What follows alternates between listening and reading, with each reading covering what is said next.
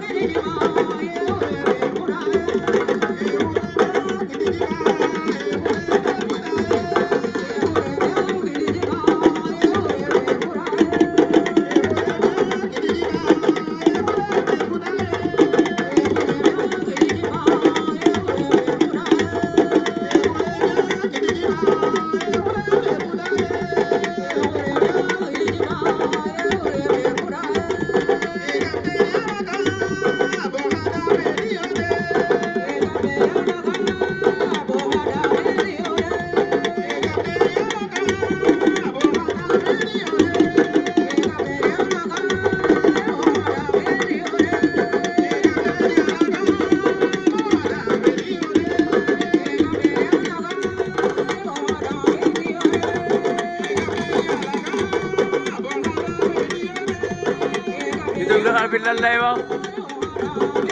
diggante Solo bu Talen Nguel Dione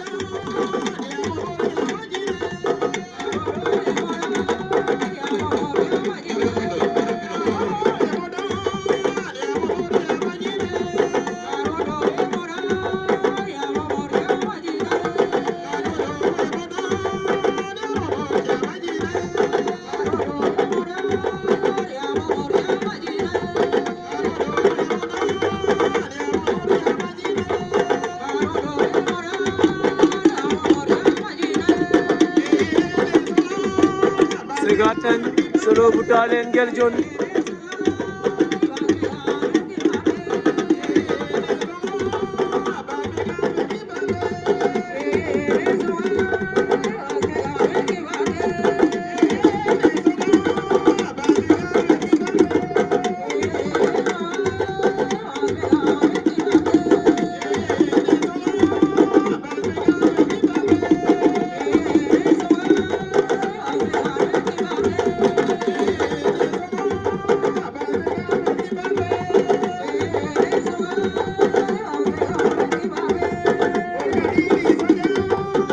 Solo bu Talen Nguel Dione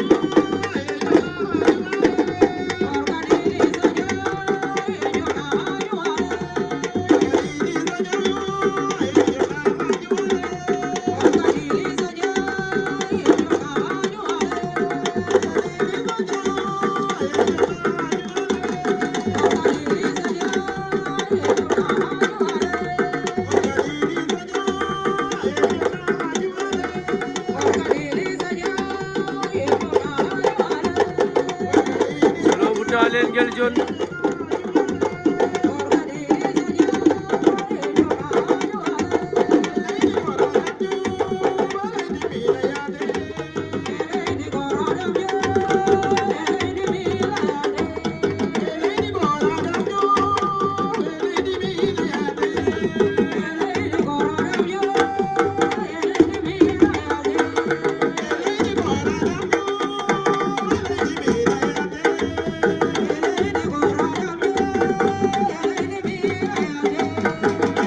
Solo daan na Nguel Dione Solo bu Talen daan na Nguel Dione demi-finale poids léger a Ndangaan Sokone